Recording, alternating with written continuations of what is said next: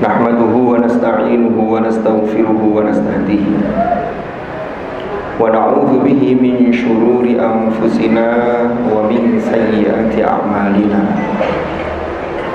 Man yahdihillahu fala mudilla lahu wa man yudlil fala hadiya lahu. Asyhadu an la ilaha illallah wahdahu la syarika lahu wa asyhadu anna Muhammadan abduhu wa rasuluhu la nabiyya ba'dah.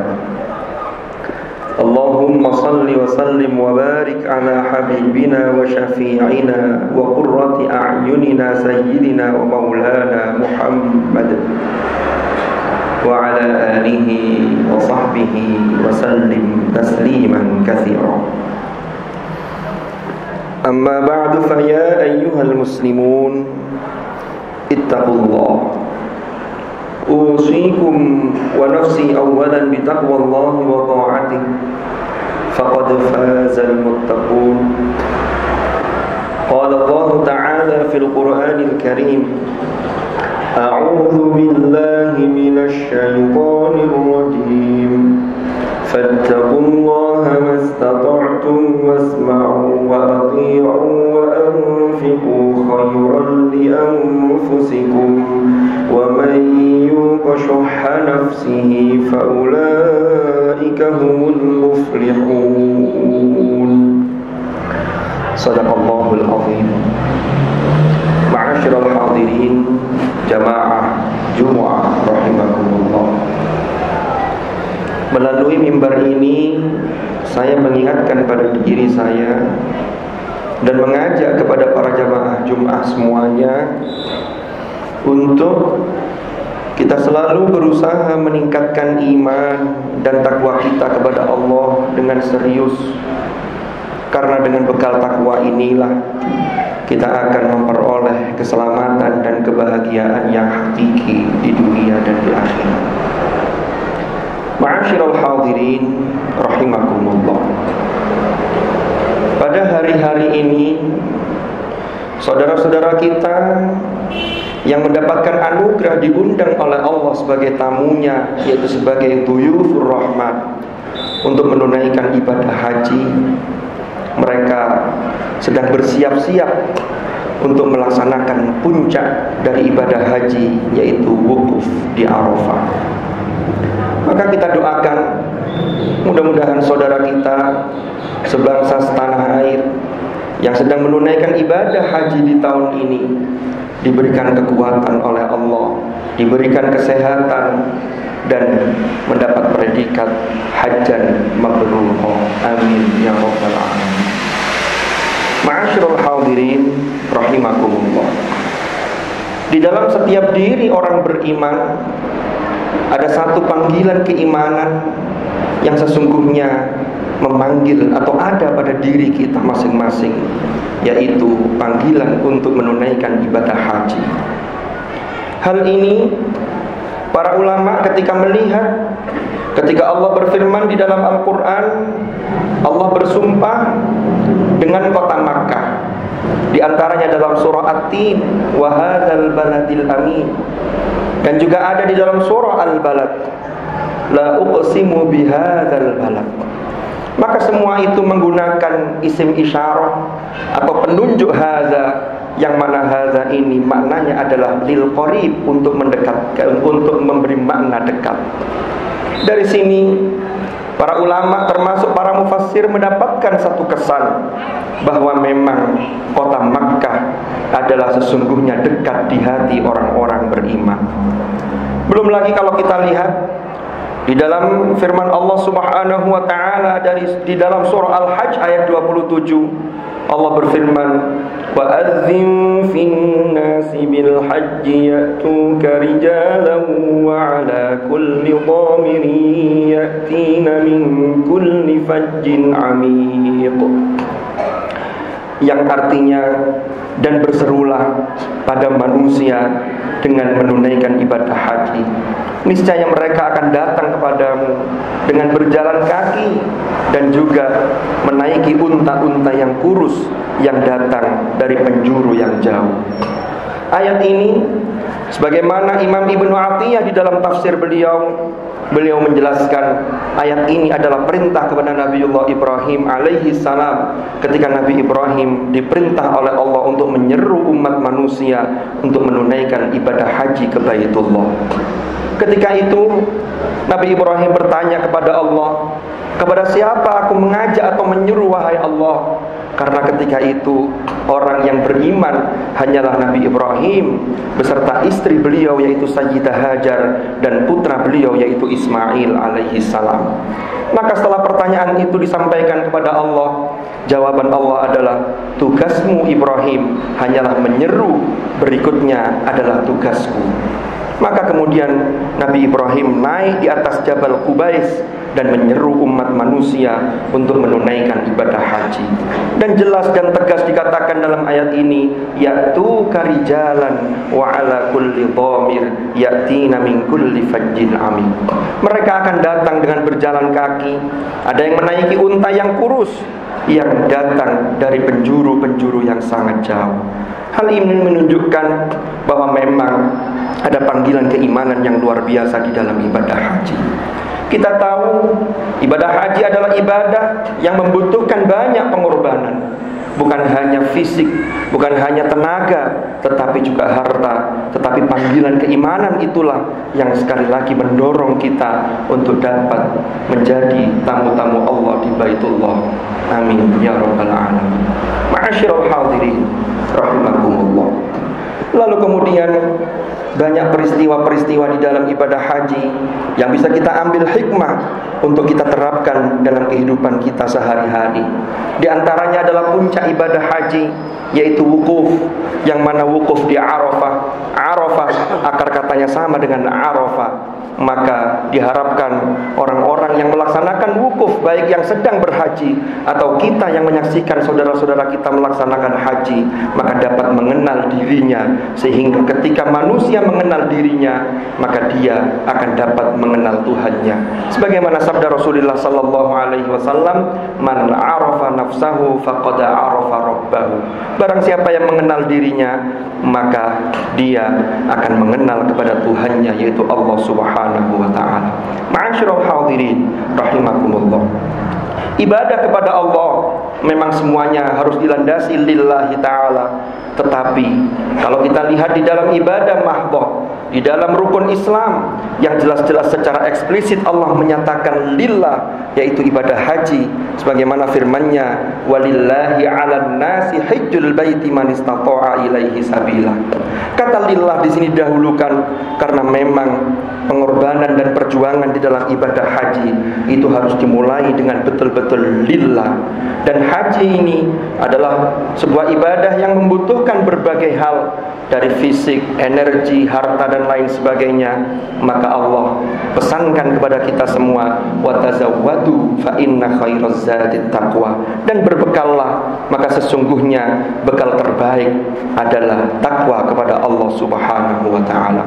Mudah-mudahan kita yang sudah pergi haji maka akan dipanggil kembali untuk menjadi tamu-tamu Allah, dan kita yang belum ditakdir oleh Allah untuk menjadi tamu-tamunya, mudah-mudahan dalam sepanjang hidup kita di dunia ini kita menjadi tamu Allah untuk menunaikan manasik haji dan umrah. Dan mudah-mudahan saudara kita yang saat ini menunaikan ibadah haji pulang kembali ke tanah air dalam keadaan selamat, sehat walafiat, serta mendapatkan predikat hajjan mabrura. Amin amin amin ya mujibas sa'ilin. Wallahu subhanahu yaqulu wa biqawlihi yahtadil muhtadun. Man 'amila shalihan falinafsihi wa man asaa fa'alaiha wa ma rabbuka bidhallamin lil 'abid. Barakallahu li wa lakum fil Qur'anil Karim wa nafa'ani wa iyyakum bima fihi minal ayat wa dzikril hakim wa taqabbala minni wa minkum tilawatahu innahu ta'ala jawadun karimun barrur raufur rahim. أقول قولي هذا وأستغفر الله لي ولكم فاستغفروه إنه هو الغفور الرحيم وقل رب اغفر وارحم وأنت خير الراحمين. اللهم صل وسلم على سيدنا محمد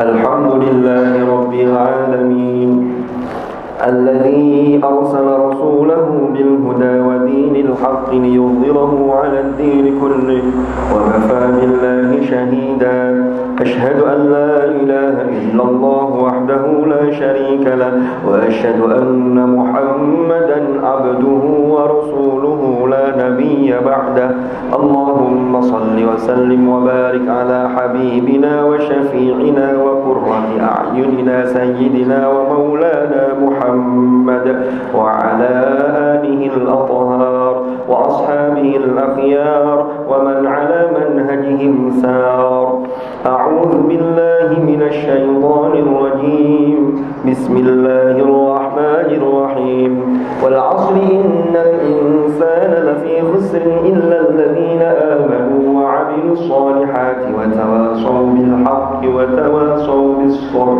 صدق الله العظيم أما بعد فيا عباد الله اتقوا الله أوصيكم ونفسي بتقوى الله وطاعته فقد فاز من اتقى واعلموا أن الله أمركم بأمر بدأ فيه بنفسه وثنى بملائكته وقال عز وجل إن الله وملائكته يصلون على النبي يا أيها الذين آمنوا صلوا عليه وسلموا تسليما اللهم صل وسلم وبارك على سيدنا محمد وعلى آل سيدنا محمد كما صليت وسلمت وباركت على سيدنا إبراهيم وعلى آل سيدنا إبراهيم في العالمين إنك حميد مجيد وارض اللهم عن الخلفاء الراشدين ساداتنا أبي بكر وعمر وعثمان وعلي وعن بقية أصحاب رسول الله أجمعين وعن التابعين وتابعيهم بإحسان إلى يوم الدين وارض عنا معهم برحمتك يا أرحم الراحمين اللهم اغفر للمؤمنين والمؤمنات والمسلمين والمسلمات الأحياء منهم والأموات إنك سميع قريب مجيب الدعوات اللهم أصلح لنا ديننا الذي هو عصمة أمرنا وأصلح لنا دنيانا التي فيها معاشنا وأصلح لنا آخرتنا التي إليها معادنا واجعل الحياة زيادة لنا في كل خير واجعل الموت راحة لنا من كل شر يا أرحم الراحمين ربنا اغفر لنا ولوالدينا وارحمهم كما ربونا صغارا ربنا هب لنا من أزواجنا وذرياتنا قرة أعين واجعلنا للمتقين إماما ربنا آتنا في الدنيا حسنة وفي الآخرة حسنة وقنا عذاب النار عباد الله إن الله يأمر بالعدل والإحسان وإيتاء ذي القربى وينهى عن الفحشاء والمنكر والبغي يعظكم لعلكم تذكرون فاذكروا الله العظيم يذكركم واشكروه على نعمه يزدكم واسألوه من فضله يعطكم ولذكر الله أكبر أقيموا الصلاة الله أكبر الله أكبر أشهد أن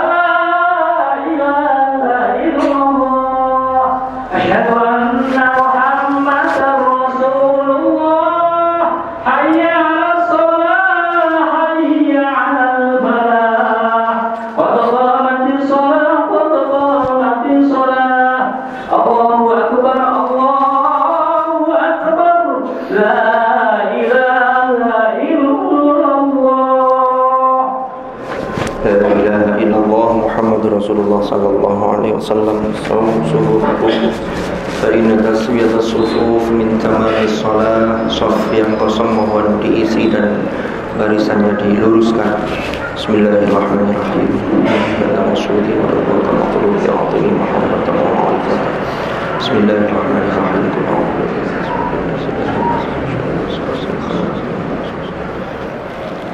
Usolli fardul jumu'ati rahmatan mustaqbilan wa qiblatin imaman billahi ta'ala.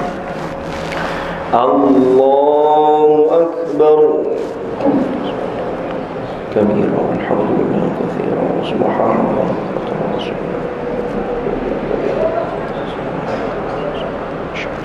إن صلاتي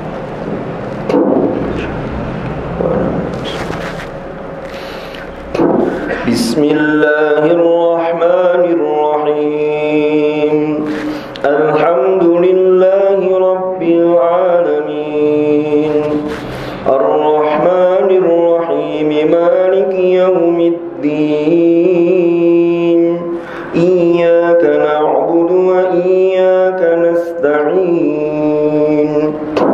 اهدنا الصراط المستقيم صراط الذين أنعمت عليهم غير المغضوب عليهم ولا الضالين.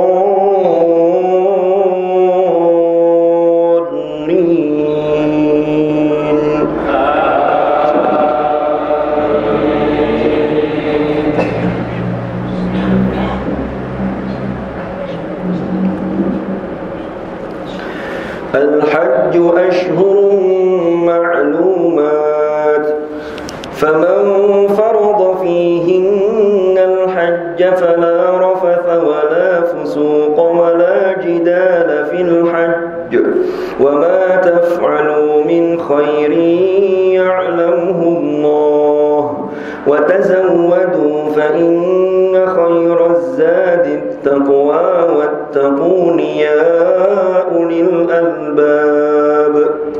ليس عليكم جناح أن تبتغوا فضلا من ربكم فإذا أفضتم من عرفات فاذكروا الله عند المشعر الحرام واذكروه كما هداكم وإن كنتم من قبله لمن الضالين ثم أفيضوا من حيث أفاض الناس واستغفروا الله إن الله غفور رحيم. الله أكبر.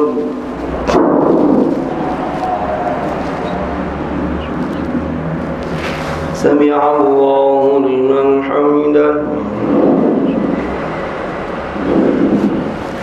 الله أكبر. الله أكبر. الله أكبر.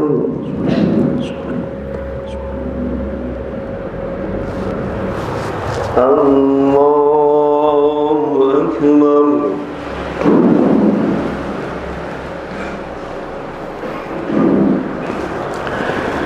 بسم الله الرحمن الرحيم الحمد لله رب العالمين الرحمن الرحيم مالك يوم الدين إياك نعبد وإياك نستعين اهدنا الصراط المستقيم صراط الذين أنعمت عليهم غير المغضوب عليهم ولا الضالين.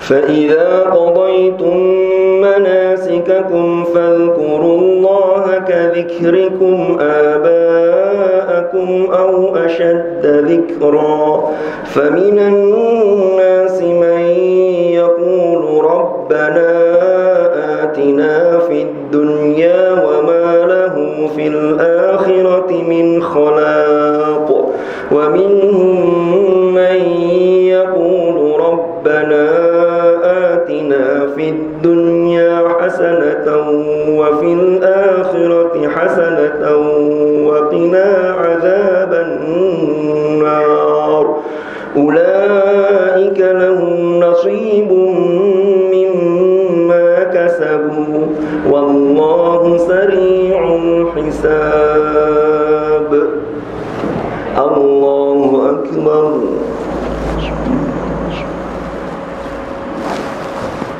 Sami'allahu liman hamidah. Allahu akbar.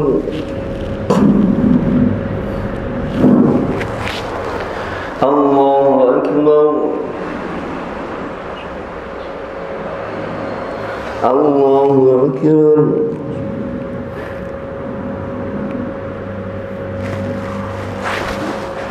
Allahu akbar.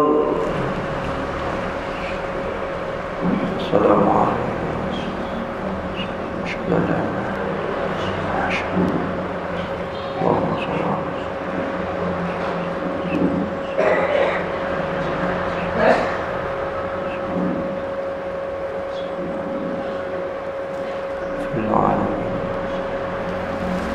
Assalamualaikum warahmatullahi wabarakatuh. Assalamualaikum warahmatullahi